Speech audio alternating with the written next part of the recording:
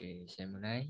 Perkenalkan, nama saya Mengko Trianto, mahasiswa Prodi TI angkatan 20, mahasiswa dari kelas Sistem Basis Data E dengan NIM 2024 1010 2042. Di sini saya langsung saja akan memulai mengenai penjelasan studi kasus 2, di mana diberikan sebuah bond pembelian. Kalau dilihat dari bond pembeliannya bisa kita identifikasi bahwa ini sebuah bengkel yang melakukan sebuah transaksi dengan customernya. Dan ya bisa kalian lihat ini merupakan sebuah bond pembelian yang melibatkan customer dan parts yang dibeli, juga ada mechanic ID.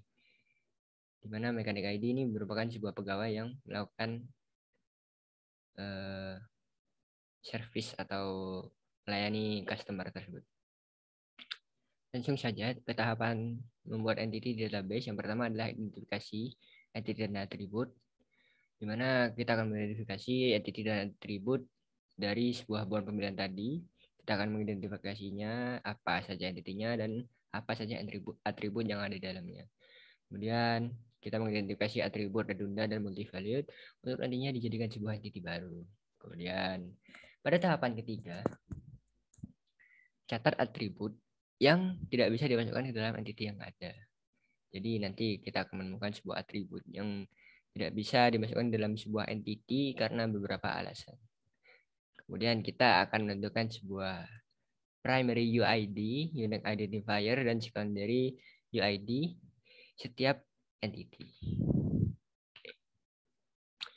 Jadi langsung saja ke identifikasi. Di sini saya menemukan ada 5 entity. Yang pertama adalah entity bengkel, kemudian ada entity motor, pegawai, parts, dan transaksi. Mungkin beberapa hal ya. Jadi biasanya tuh pegawai itu langsung biasanya masuk ke dalam atribut sebuah entity bengkel karena pegawai merupakan bagian dari bengkel. Namun di sini saya sudah tahu kalau nantinya pegawai itu akan jadi sebuah multi value. Jadi tentu saja saya bikin uh, entity-nya sendiri. Dan di sini juga sudah ada mechanic ID-nya. Jadi sudah ada UID-nya, primary UID-nya, karena di sini bisa kita lihat ada mechanic ID. Itu berarti pegawai merupakan sebuah entity sendiri. Kemudian ada parts dan transaksi ya. Jadi transaksi itu saya itu ada menyebutkan beberapa hal itu yaitu nomor faktur, tanggal, mekanik, motor, kemudian barang atau parts, jumlah barang dan juga diskon. Lanjut ke tahapan kedua. Di sini kita akan menentukan multi value dan redundan. Jadi dari tadi maksud saya dari yang telah kita tetapkan tadi entity itu kita jadikan sebuah tabel. Di sini saya sudah membuat tabelnya, di mana ada entity bengkel, motor, pegawai, parts, dan transaksi. Kemudian di bengkel tuh ada atributnya sendiri-sendiri, motor juga, pegawai, parts juga memiliki atribut, kemudian transaksi juga memiliki atributnya masing-masing. Nah, dari beberapa yang saya tetapkan tadi itu, ada beberapa atribut yang memiliki sifat redundan ataupun multi-value. Dan dalam penyusunan sistem basis data itu dilarang atau tidak dianjurkan. Oleh karenanya kita akan membuat entity baru, entity sendiri. Nah, jadi untuk yang redundan, saya hanya menemukan sebuah atribut jenis part pada entitas parts karena itu bersifat redundan karena value-nya memiliki beberapa yang sama, ada beberapa atribut yang memiliki, maksud saya ada beberapa value yang memiliki atribut sama, maksud saya value sama di atribut jenis part ini. Kemudian ada barang transaksi.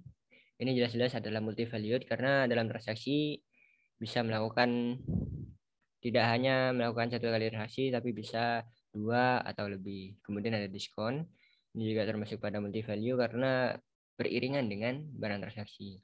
Kemudian jumlah barang sebenarnya itu multi value, tapi tidak akan saya jelaskan di sini karena itu akan masuk ke tahapan ketiga, di mana tahapan ketiga itu adalah atribut yang tidak bisa dimasukkan ke dalam entity. Jadi kenapa jumlah barang itu tidak bisa dimasukkan ke dalam entity? Karena multi value. Katanya tadi barang transaksi dan diskon juga multi value tapi dimasukkan ke transaksi. Nah, ini beda. Jumlah barang itu multi value sekaligus tidak bisa dijadikan sebuah entity baru karena dalam menentukan entity-nya nanti atributnya bingung. Hanya ada satu atribut di entity jumlah barang dan itu sangat tidak efisien. Jadi jumlah barang merupakan salah satu atribut yang tidak bisa dimasukkan ke dalam entity. Seperti itu. Jadi jumlah barang tidak bisa dimasukkan dalam entity transaksi karena barang yang dibeli dalam sekali transaksi bisa lebih dari dan sama dengan 2. Oleh karenanya jumlah barang tidak bisa masuk ke dalam entity transaksi. Seperti itu. Oke, jadi tahapan ketiga sudah selesai. Kita menentukan bahwa jumlah barang tidak bisa masuk ke dalam entity transaksi. Oke, jadi kita akan menentukan UID pada setiap entity, di mana UID ini ada UID artificial dan ada UID natural. Bisa kalian baca di sebelah kanan. Kalau artificial itu buatan, maksudnya buatan di sini itu berarti kita akan menetapkan sebuah ID yang unik pada setiap baris untuk pengenalan sebuah entity. Jadi ada atribut sendiri yang bisa membedakan ini antara baris satu dengan baris yang lainnya pada sebuah tabel entity. Nah, kalau natural itu sudah ada sebelum kita membuat database. Contohnya seperti nomor polisi pada entity motor. Karena sebelum kita membuat database ini, nomor polisi itu sudah menjadi kepemilikan si motor ini sendiri dan itu bersifat natural. Nah, selain itu, pada penetapan UID itu ada primary, juga ada secondary. Nah, biasanya kita tuh menempatkan yang artificial itu pada primary, karena itu sudah tetap dan hanya kita yang bisa mengubahnya. Dan untuk apa kita mengubahnya? Soalnya itu sudah pasti, jadi jarang untuk diubah. Jadi kalau misalnya secondary, mesti misalnya si nomor polisi ini pada entity motor itu bisa berubah-ubah kebijakannya. Jadi kita tidak bisa menerapkannya sebagai primary. Jadi lebih tepat untuk ditaruh di secondary UID maksud saya, bukan ID. Oke, jadi seperti itu. Bisa kalian lihat sendiri. Kalau bengkel tuh ada ID bengkel, motor tuh ada ID motor, pegawai ada mekanik ID, parts ada ID parts, transaksi ada ID transaksi, jenis part ada ID jenis part, transaksi ada ID barang trans, kemudian diskon ada ID diskon. Kemudian yang lain-lain bisa kalian baca sendiri kalau yang secondary UID-nya. Oke, lanjut kepada hasil pembuatan entity pada kasus 2. Jadi setelah melakukan beberapa hal di atas tadi, yang sudah saya jelaskan sebelumnya, itu kita menemukan sebuah hasil. Jadi kita sudah membuat semua entity-nya. Kita udah berhasil membuat sebuah database. Tapi masih belum selesai. Nah, ini cuma menentukan entity, jadi cuma bikin tabel-tabelnya doang. Jadi entity-nya tuh ada kurang lebih ada berapa? 1, 2, 3, 4, 5, 6, 7, 8. Ada 8 entity. Di mana setiap masing-masing entity tuh memiliki atributnya sendiri-sendiri. Jadi kayak ini tadi ID motor tidak kita masukkan di awal-awal, tapi kita tambahkan setelah kita menentukan primary ID karena kita mengetahui bahwa kita tidak bisa bergantung pada nomor polisi. Jadi kita bikin UID sendiri. Karena nomor polisi kebijakannya bisa berubah. Kemudian nomor faktur transaksi juga awalnya hanya menentukan nomor faktur, tapi karena kita tidak bisa mengacu kepada nomor faktur yang kebijakannya bisa berubah-ubah sesuai dengan keadaan dan kondisional yang ada, maka kita menetapkan ID transaksi. Kemudian pada transaksi ini ada atribut yang dibedakan sendiri warnanya dan juga warna kolomnya itu berbeda sendiri.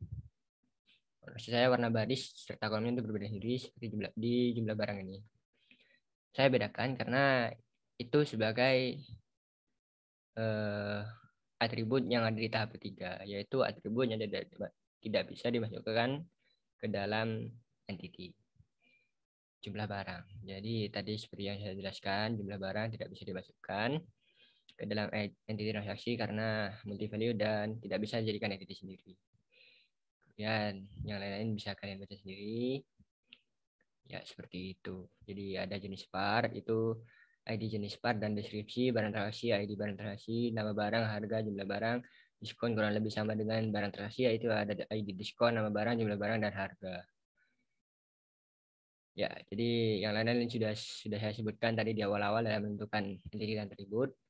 Kemudian yang tiga ini adalah yang baru, di mana kita memisahkan yang redundant dan multivalue untuk menjadi entity sendiri. Oke, lanjut.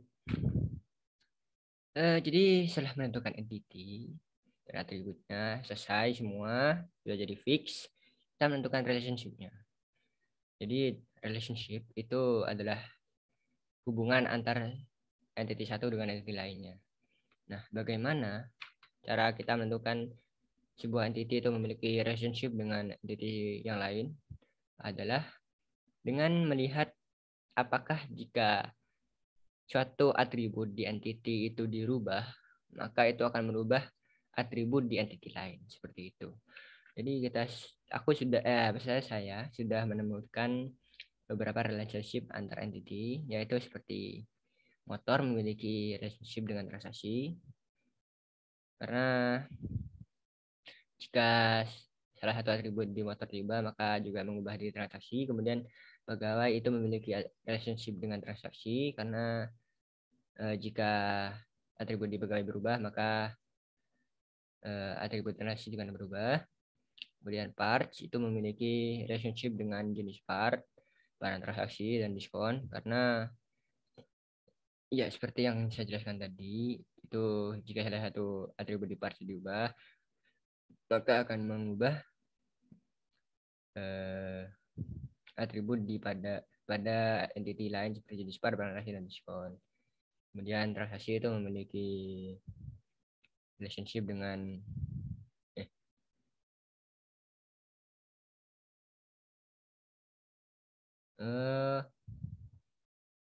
part transaksi.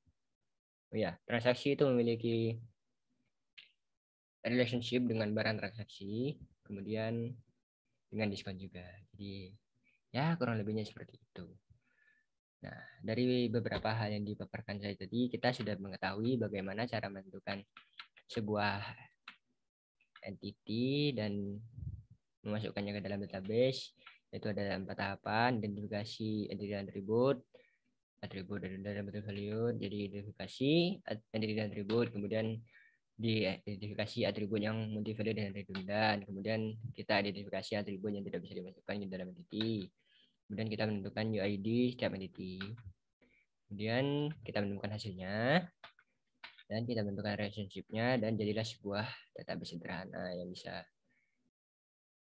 tidak bisa digunakan, ya bisa digunakan tapi masih belum sepenuhnya berfungsi. Jadi itulah penyelesaian dari studi kasus 2. Sekian dari saya. Kurang lebihnya mohon maaf. Wassalamualaikum warahmatullahi wabarakatuh. Jangan lupa like, subscribe, and comment.